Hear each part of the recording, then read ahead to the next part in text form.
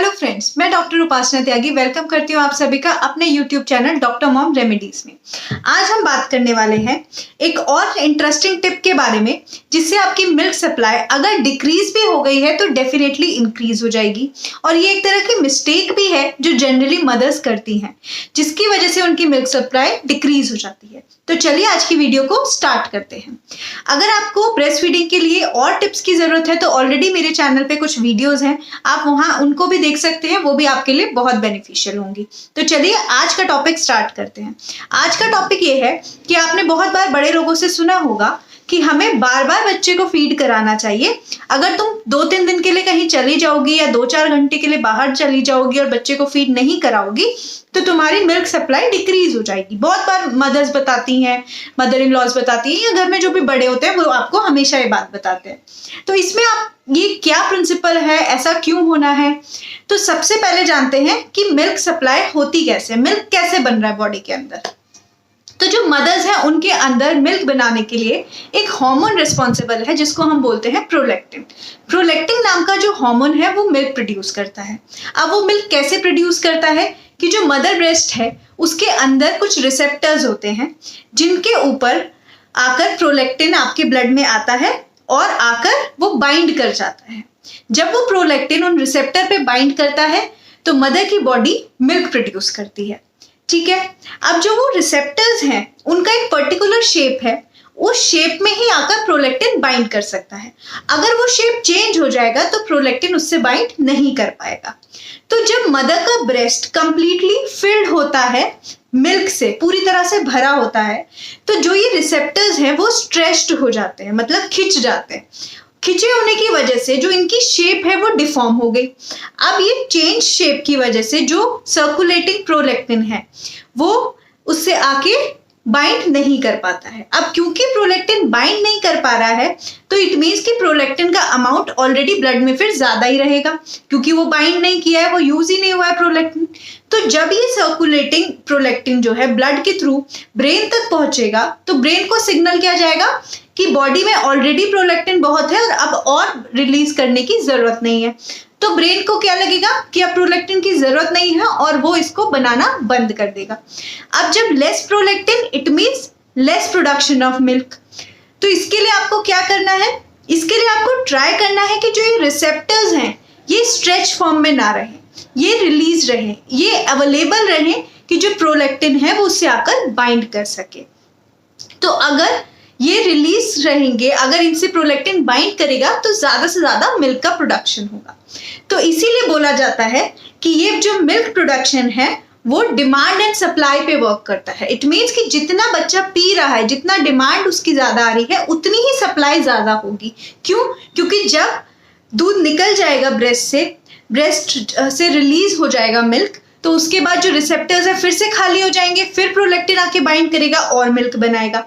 लेकिन अगर हमेशा इसके अंदर दूध रहेगा ब्रेस्ट के अंदर, मदर प्रॉपर्ली नहीं फीड कराएगी, या मदर को टाइम नहीं मिल रहा है बच्चे को फीड कराने के लिए, या मदर को खुद ही लग रहा है कि मेरा इतना दूध नहीं बन रहा है कि मैं बच्चे को फीड करा सकती हूँ, उसकी रिक्वायरमेंट पूरी कर सकती हूँ, तो क्या होगा, धीरे धीरे करके विद टाइम ब्रेन के पास कॉन्स्टेंटली ये सिग्नल जाएगा कि इस मदर को बिल्कुल रिक्वायर्ड नहीं है मिल्क प्रोडक्शन और इनकी बॉडी में ऑलरेडी जितना मिल्क है दैट इज एनफ।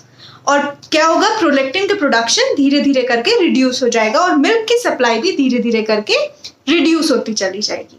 ठीक है, इसको हम जो बोलते हैं, इसको हम फीडबैक इनहिबिशन ऑफ लैक्टेशन बोलते हैं मेडिकल टर्म में। इसमें क्या होता है कि इसमें प्रोलैक्टिन का अमाउंट, क्योंकि बार बार फीडबैक क्या जा रहा है ब्रेन के पास कि ऑलरेडी प्रोलैक्टिन बहुत ज्यादा है, ब्लड में ऑलरेडी प्रोलैक्टिन बहुत ज्यादा है और वो यूज नहीं हो रहा है, तो क्या होगा कि धीरे धीरे प्रोलैक्टिन को नेगेटिव फीडबैक होगा और प्रोलैक्टिन का अमाउंट डिक्रीज हो जाएगा।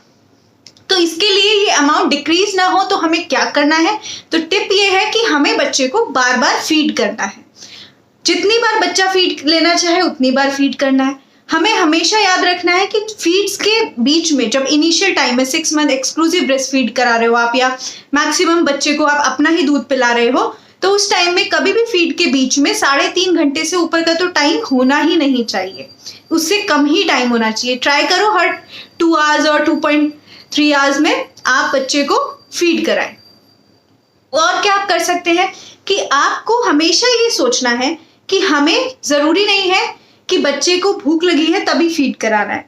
हमें बच्चे को एक बार निप्पल से लगाना ज़रूर है। इससे क्या होगा, इससे जो निप्पल स्टिमुलेशन होगा, जो निप्पल स्टिमुलेशन है वो भी आपके प्रोलैक्टिन रिलीज के लिए बहुत इंपॉर्टेंट है। नेक्स्ट टिप ये है कि आपको हमेशा ये ट्राई करना है कि ऐसा नहीं हो कि अगर आप बिजी हैं, आप अपने बच्चे को फीड नहीं करा पा रही हैं, तो आप टॉप अप ट्रैप दे दें। टॉप अप ट्रैप हम बोलते हैं कि जब आप बच्चे को फॉर्मूला फीड दे देती हैं। क्यों? क्योंकि आप बिजी हैं, आप फीड नहीं करा पा रही हैं, या आपको लग रहा है कि मेरे पास एनफ मिल्क नहीं है बच्चे को फीड कराने के लिए, तो आप क्या करती हैं, आप फॉर्मूला फीड दे देती हैं बच्चे को, मतलब डब्बे का दूध पिला देती हैं। अब क्या होगा इस केस में कि आपका क्योंकि मिल्क रिलीज नहीं हुआ है, तो आपके रिसेप्टर्स अवेलेबल नहीं है कि प्रोलैक्टिन आके उनसे बाइंड कर सके, और अगर प्रोलैक्टिन बाइंड नहीं करेगा तो मिल्क प्रोडक्शन ग्रेजुअली डिक्रीज होता चला जाएगा। तो आपको इसके लिए क्या करना है, इन केस आपके पास टाइम नहीं है, या आप कहीं पर बिजी हैं, या उस टाइम बच्चा बिल्कुल भी फीड नहीं ले रहा है, रेडी ही नहीं है फीड लेने के लिए, तो आपको ईदर अपना मिल्क एक्सप्रेस करना है बाय योर हैंड एक्सप्रेशन करना है, या फिर आपको कोई मैनुअल पंप, ब्रेस्ट पंप्स आते हैं आजकल, मैनुअल भी आते हैं, इलेक्ट्रिक भी आते हैं, उनमें से कोई भी एक पंप यूज करना है और दूध को रिलीज करना है। क्यों? क्योंकि जो मिल्क प्रोडक्शन का प्रिंसिपल है that is your demand and supply. जब वो रिलीज होगा, उसकी डिमांड होगी, तभी आपका मिल्क प्रोडक्शन और अच्छे से होगा।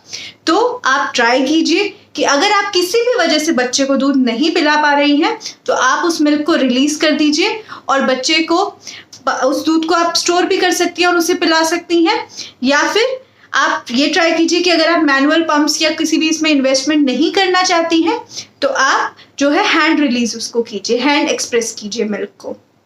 अगर मैं अपने एक्सपीरियंस की बात करूं इसमें, तो बीच में कुछ, एक तो मैं वर्किंग हूं, तो बहुत बार ऐसा होता है कि मुझे आने में टाइम लग जाता है, तो मेरा बेबी अगर भूखा होता है उस टाइम पे इतनी देर वेट नहीं कर पाता, या कई बार सो रहा होता है, तो बहुत प्रॉब्लम होती है मुझे उसके लिए।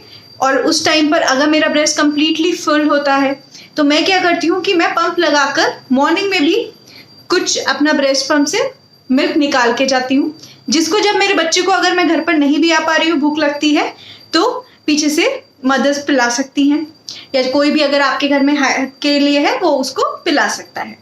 उसके अलावा मैं क्या करती हूँ कि मैं कभी भी फॉर्मूला फीड अपने बच्चे को जस्ट इसलिए नहीं देती क्योंकि मुझे अपनी कन्वीनियंट के लिए बच्चे को फॉर्मूला फीड देना है। मैं पूरा ट्राई करती हूँ कि बच्चा जो भी मिल्क पिए, इधर या तो मैं उसको ब्रेस्ट फीड करूँ, या फिर वो मेरा ही पंप किया हुआ मिल्क पिए जो मैंने उसके लिए स्टोर करके रखा हुआ है। इससे क्या होता है कि मेरी मिल्क सप्लाई डिक्रीज नहीं होती। अच्छा, बीच में एक ऐसा फेज आया था कि बिकॉज ऑफ सम वर्क और कुछ ऐसी कंडीशन थी कि मैं 2 दिन अपने बच्चे को प्रॉपरली फीड नहीं करा पाई थी। उसकी वजह से क्या हुआ था, मैंने ये नोटिस किया कि मेरी मिल्क सप्लाई डिक्रीज हुई। बट क्योंकि मैं खुद डॉक्टर हूँ, तो मैं जानती थी कि ये इसलिए डिक्रीज हुई है बिकॉज मैंने उसकी डिमांड को डिक्रीज कर दिया है। तो मैंने फिर क्या किया कि मैंने अगले 3-4 दिन रेगुलर अपने बच्चे को फीड के साथ साथ इन बिटवीन फीड्स भी पंप करना शुरू किया। मेरे पास एक इलेक्ट्रिक पंप है, आप चाहें तो हैंड एक्सप्रेशन से भी पंप कर सकते हैं, या फिर आप मैनुअल पंप्स भी ले सकते हैं। तो जैसे जैसे मैंने पंप करना शुरू किया, तो फिर मेरे बॉडी को पता चल गया, मेरे ब्रेन को पता चल गया कि मुझे अभी भी मिल्क की उतनी ही रिक्वायरमेंट है, और प्रोलैक्टिन का प्रोडक्शन बढ़ गया और मिल्क फिर से वापस अपने ट्रैक पे आ गया। आई होप आज की जो टिप है वो आपको पसंद आई होगी। टिप ये है कि आपको ज़्यादा से ज़्यादा ट्राई करना है कि मिल्क रिलीज हो, उसका सप्लाई इंक्रीज करना है, तो उसकी डिमांड आपको फुलफिल करके बढ़ानी पड़ेगी। आपको ज़्यादा से ज़्यादा बच्चे को फीड कराना पड़ेगा, या फिर अगर ब्रेस्ट में मिल्क प्रेजेंट है और बच्चे को नहीं फीड करा पा रहे हैं तो उसको एक्सप्रेस करना पड़ेगा। आई होप ये वीडियो आपको पसंद आई होगी। अगर ये वीडियो आपको अच्छी लगी हो तो मेरे वीडियो को लाइक करें।